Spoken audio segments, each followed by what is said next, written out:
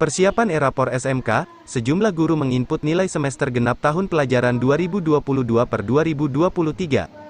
Sejumlah guru di salah satu SMK Negeri 2 Sinabang di Kabupaten Simeulue sedang melakukan penginputan nilai rapor secara online.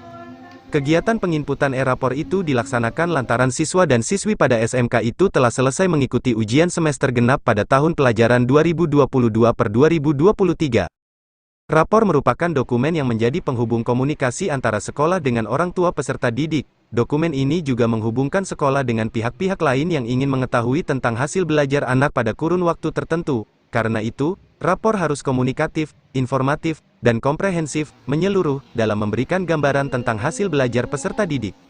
Rapor berasal dari kata dasar report yang berarti laporan. Rapor merupakan laporan hasil dari suatu kegiatan yang disusun secara benar. Materi yang dilaporkan dalam hal ini adalah hasil ulangan harian, tugas harian, ujian tengah semester, ujian akhir semester, kepribadian, ekstrakurikuler beserta data yang diperlukan yang berkaitan dengan rapor.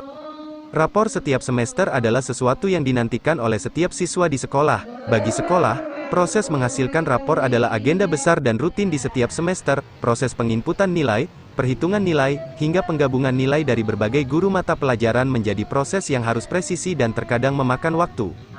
E-rapor dapat mempermudah guru dalam melakukan penilaian siswa, bahkan sampai ke pencetakan rapor dan evaluasi nilai hasil belajar siswa.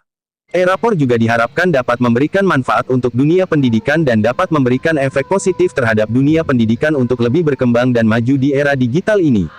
Aplikasi e-rapor diluncurkan oleh Kemendikbud untuk jenjang SDMI, SMP, MTS, SMA, MA maupun SMK, dengan tujuan memudahkan cara kerja guru. Selama ini penilaian dilakukan secara manual, yaitu guru menuliskan rapor dengan menggunakan tinta pulpen.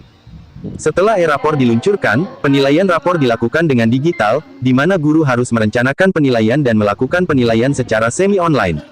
Kenapa dikatakan semi-online? Karena penilaian tidak serta-merta langsung dikirim ke server Kemendikbud, melainkan disimpan sementara di server sekolah. Nilai dikirimkan ke server Kemendikbud setelah stakeholder yang berkompeten melakukan pengisian nilai dari guru bidang studi dan wali kelas.